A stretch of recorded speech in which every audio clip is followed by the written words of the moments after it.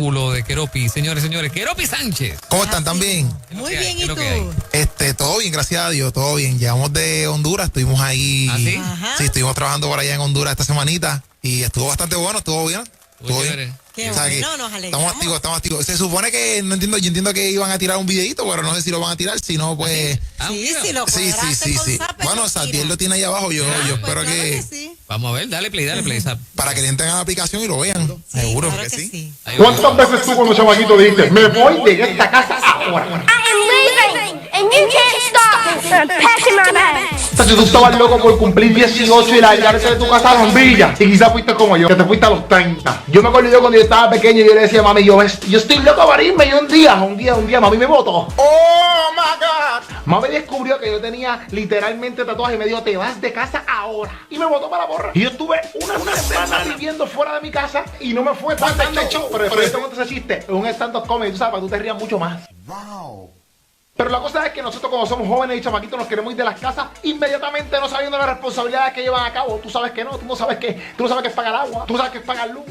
A ti te lo pagan todo. Inclusive desarrollo si hasta te lavan la ropa. No sabes lavarte ni un calzoncillo o ni un panty. Pero te crees grande porque tienes 2 o 3 pelos aquí. Pero después cuando uno crece y quizás esto te pasa a ti, empiezan las responsabilidades de momento te casaste o te mudaste o quizás estás estudiando hospedándote no sé en dónde diantre o te fuiste para Estados Unidos o para otro país y tienes que pagar par de biles. Y la cosa se aprieta, se pone fea. Y tú dices, ay Dios mío, señor. Ahora me acuerdo cuando mami me decía, yo quiero volver a ser chamaquita. Y tú eres loca, yo no quiero ser chamaquita jamás y nunca. Yo no quiero salirme ya de la escuela. Pero llegaron los famosos biles, llegaron las famosas responsabilidades. Y entonces, aquí todo esto se echaba. Y nosotros queremos todos los días, cuando tú empiezas a madurar y a crecer y a trabajar y a hacer bachillerato y lo que sea, tú lo que quieres ¿qué? Es una estabilidad económica. Todos nosotros deseamos eso, es obvio. Pero ¿qué pasaría si Dios te dice, déjalo todo y sígueme? Si Dios te dice, deja todo lo que estás haciendo y rompa caminar por ahí para abajo y sigue lo que yo te diga. Todos nosotros hiciéramos un double check, diríamos, la conexión conmigo parece que no está bastante bien, Dios. Yo creo que tú no te estás comunicando conmigo bien, que es la que hay. Yo creo que no, Dios, tú y yo, ese pensamiento es mío, ese pensamiento no es de Dios, ese pensamiento no. Y obviamente no es que vamos a ser irresponsables, porque Dios no es un Dios irresponsable. True, and yeah, that's pretty true. That's true, and yeah, that's true. That's true. That's true. That's pretty true. Si Él nos pide algo es porque literalmente Él sabe que va a estar ahí vaqueándote. Te va a estar abriendo puertas por donde sea. Y por eso nosotros tenemos que obedecer. Y te traigo ese ejemplo porque literalmente a Abraham le pasó esto literal. Dios le dijo, tienes que coger toda tu parentela y largarte, caminar por un desierto hasta que esas chancletas se te rompan para la poja. Y no para hasta que yo te diga, camina. Y Abraham tuvo que dejar su parentela. O sea, tuvo que dejar su estabilidad económica, su seguridad familiar y social, su seguridad material y aceptar lo desconocido. Pero por Abraham tener fe y confiar en Dios, lo hizo. Y vio que no era fácil, era difícil andar en un desierto. Pero Dios lo prosperó. Dios le dio un nombre. Dios lo bendijo y lo multiplicó en grande. Solamente por la obediencia de Abraham. Y yo imagino que Abraham en algún momento tuvo que haber dicho, pero ¿para dónde rayo yo voy? Pero confío en lo que Dios le dijo. Nosotros tenemos que entender que por encima de cualquier cosa, sueños, metas, estabilidad económica, primero que todo va la obediencia a Dios. La obediencia a Dios. Y confiar, tener fe como la tuvo Abraham. Hay un comentario bíblico que dice, el único fundamento seguro de la fe no es lo que vemos ni lo que sentimos, sino lo que Dios ha dicho. Eso es lo que Dios quería para Abraham y lo que también Dios desea de parte de todos nosotros. No es lo que vemos ni lo que sentimos, es lo que Dios ha dicho. Y Dios dijo que nos va a vaquear. Y Dios dijo que la mies es poca y los obreros. What did you say? Y Dios dijo que la mies es mucha y los obreros son pocos. Tenemos que ponernos a trabajar en fe y creyendo que Dios nos va a sustentar. Si te gustó este video, nos puede ayudar de muchas maneras. Puedes compartir este video en las redes sociales para que muchas personas se puedan ayudar. ¡Qué espectacular, Keropi! Sí, gracias. Wow. Gracias. Pues, desde la perspectiva de Keropi. Vamos allá, hoy le puse ese video, ¿verdad? Porque cuando uno es chamaquito, pues obviamente uno siempre quiere irse por ahí, hacer de la suya, etcétera.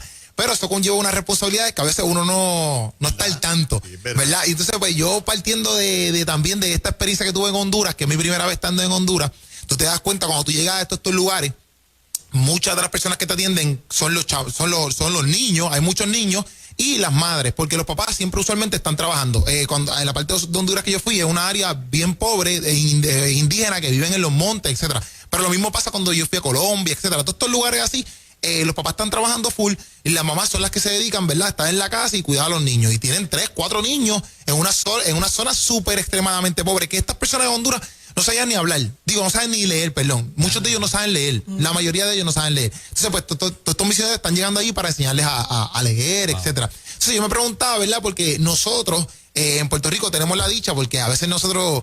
Hay una canción que un cantante canta de la pobreza, que piensan que nosotros vivimos en pobreza, y realmente a lo mejor en Puerto Rico hay lugares que sí existe la pobreza full, como quizás en otros países, pero son bien pocos los lugares y nosotros estamos más que bendecidos, ¿me entiendes? Y tú te das cuenta de eso cuando tú a lo mejor viajas y haces estos viajes misioneros. Quizás no, quizás te das cuenta aquí en Puerto Rico. Pero eso yo no puedo pensar porque en el jueves pasado yo no pude estar, ¿verdad? Porque estaba allá. Y el jueves antipasado estuvimos hablando del discipulado. Yo tenía un cantito, ¿verdad? Que quería hablar, que era acerca de cómo nosotros estamos en nuestra familia, ¿verdad? Cómo nos estamos discipulando en nuestra familia. Porque en el reto de los teólogos, que lo hace Marlene Arroyo, en la semana antipasada, ella estaba hablando unas cositas de unos textos que ustedes le preguntaron. Sí. Y por ejemplo, Moraima le preguntó acerca del texto de Mateo 12, 43 y 45, que era que cuando el espíritu se va y la casa está vacía, etcétera, y después vuelve y es peor la cosa. Tú le preguntaste eso, ¿verdad? Y a mí me dio curiosidad cómo ella explicaba lo de la casa vacía, porque yo nunca lo había visto así. Ella decía que esta persona, ¿verdad?, completamente era libre, pero después la casa se quedaba vacía. Y era como que ya entre, ¿verdad?, como que hay que llenarla con algo en cierto punto. Ajá. Yo nunca lo había visto así. Entonces, cuando Marlene Arroyo explicaba eso, yo decía, diantre, pues esto es lo importante de nosotros llenar la casa, obviamente, porque para eso estamos nosotros. Y entonces otra cosita que le preguntó Juan, que podemos empezar diciendo, ¿qué para ustedes sería entonces llenar a una persona de Dios? ¿Qué para ustedes sería llenar a alguien de Dios? Les pregunto. Hablarle de Cristo, de la palabra. Hablarle solamente de Cristo. Y más nada. Pero cuando tú dices hablarle de Cristo, ¿a qué tú te refieres? Pues la palabra, sembrarle en la palabra. Ok. Juan.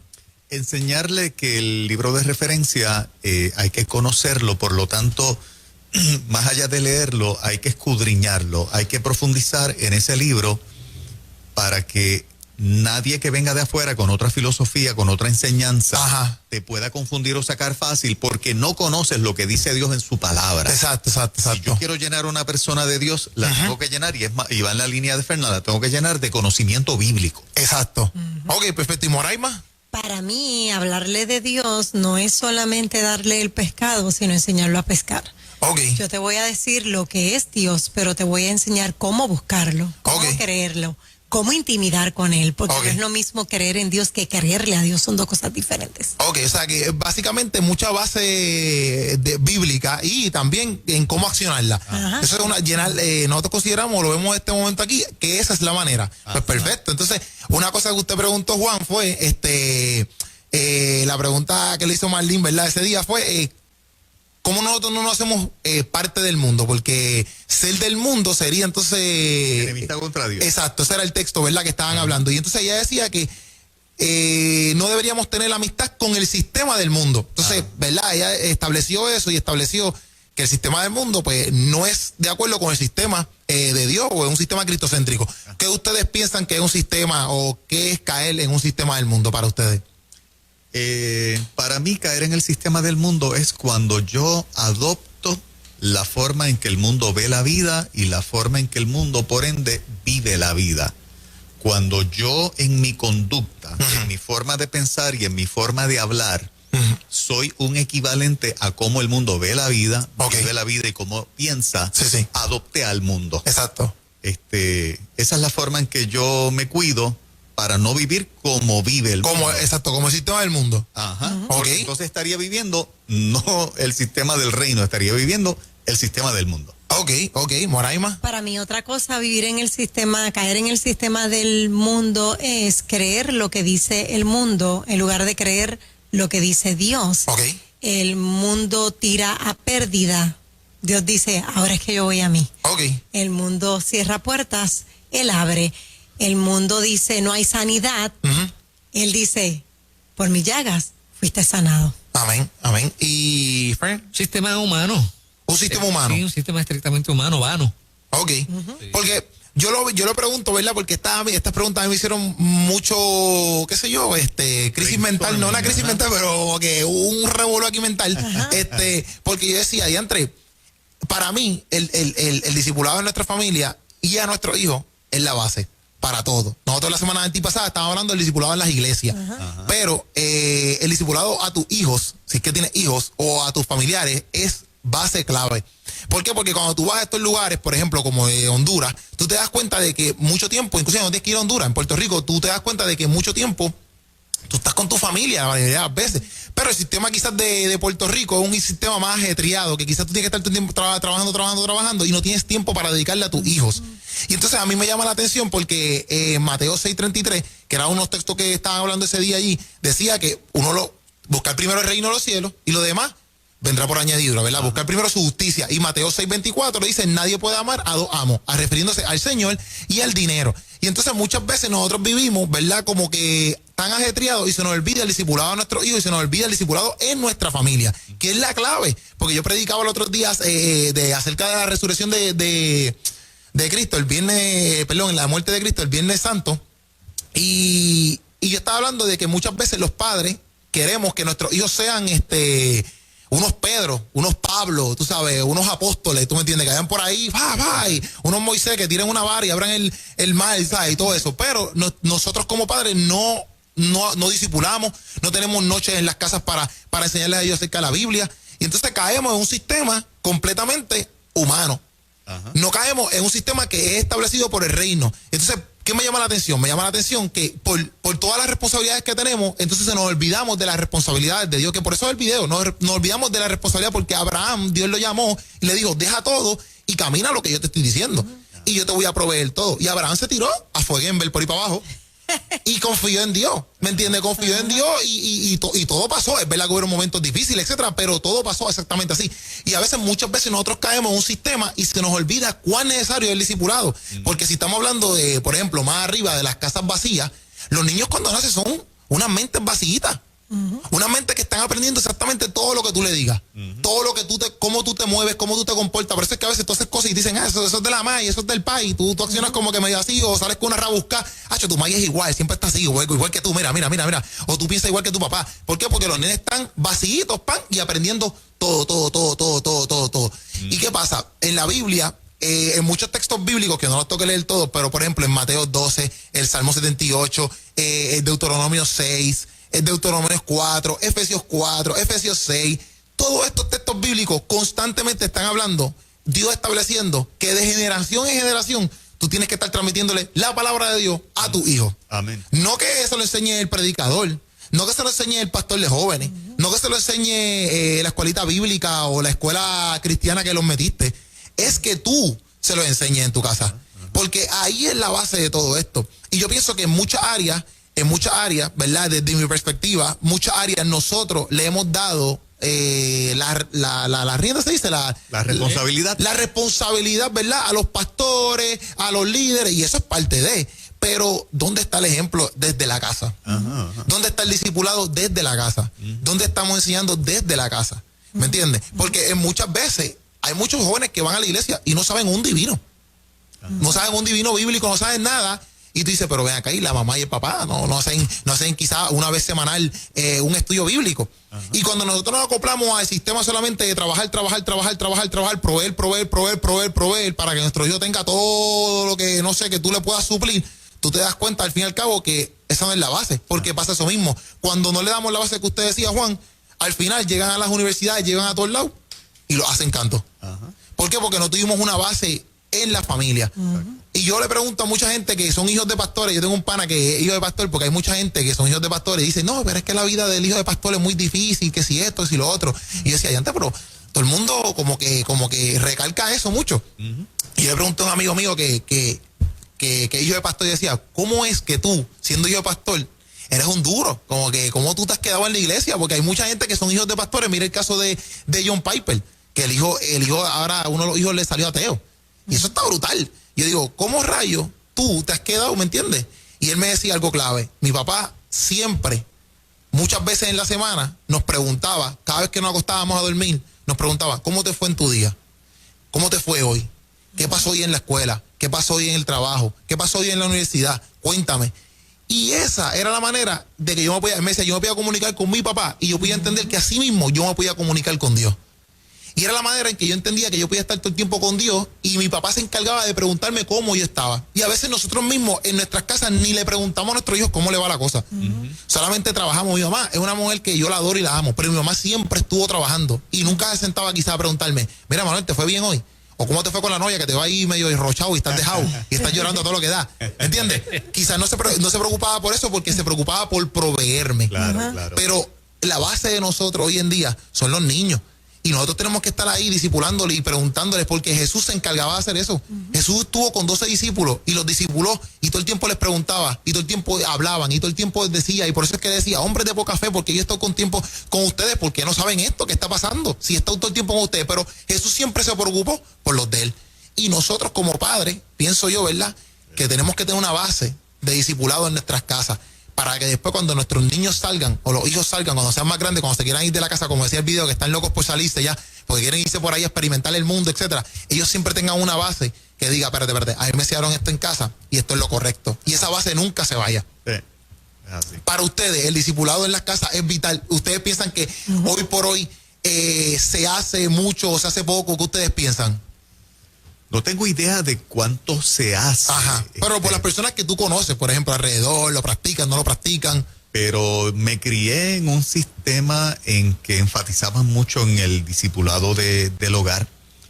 Tal vez yo no tuve tantísimo tiempo en términos de darle estudios bíblicos per se a mis hijos. Pero siempre había la apertura de la conversación para discutir cualquier ángulo de la palabra, cualquier duda o pregunta que ellos tuvieran. Y obviamente como papá procuraba en lo que podía ser un ejemplo de un hombre cristiano o de un papá cristiano. Obligado. Entonces me parece que ir en esa dirección, por lo menos en mi caso, a mí me dio resultados. Abdiel está ahí, le sirve a Cristo, ¿verdad? Es líder de jóvenes en su iglesia y yo creo que eso jugó un papel para, ¿verdad? Para por lo menos mantenerlos encaminaditos. Mi otro hijo, ¿verdad?, que trabaja ya acá conmigo, está en su proceso de, con ese fundamento y con esa base que se le dio, tener su propia experiencia con el Señor. Exacto. ¿Verdad? Pero es un ser humano extraordinario, no está en la calle, no janguea, no está en discoteca.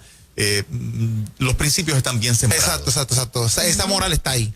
Totalmente. Exacto, moral más. Yo pienso que en un momento dado los errores que cometemos nosotros los padres, pues abren puertas que iluminan a que otros no cometan esos mismos errores. Yo pienso que sí, en este tiempo se está discipulando un poco más, aunque no se ve así, pero yo creo que sí se está discipulando.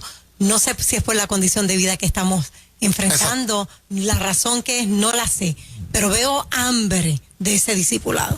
¿Y Fern? Fíjate, yo creo que ahora con este tiempo de pandemia hay mucha gente haciendo sus reuniones en la casa, pero cuando yo era muchachito, papi de manera bien casual siempre estaba hablando de la palabra, porque todavía hoy, viejito, 86 años ya, le encanta la palabra, entonces de manera bien informal nos reuníamos y de momento estábamos con la Biblia en la mano hablando de la palabra, tú sabes, y eso creo que se convertía en una célula, ¿no? En un estudio bíblico. Y parte de todo esto también, lo lindo es que no todo el tiempo, aunque no sea Biblia, tú te puedas sentar y hablar cualquier tipo de tema, porque los cristianos están en todos los temas. Seguro. El cristiano está en todos los temas y a veces solamente lo vemos como que no, tienes que aprenderte estos textos bíblicos o solamente esto. Y parte del discipulado es vivir. Es vivir y es sacar tiempo de si está pasando esto o esta pregunta acerca de la música o esta pregunta acerca de una página que viste o de una película o de una duda que están haciendo o un pensamiento ateo, que tú puedas sentarte con tu hijo y enseñarle, no solamente el hecho, la Biblia es base, la base principal, pero es ese hecho de poder sentarte con tu hijo y dirigirlo hacia un camino correcto, ¿me entiendes?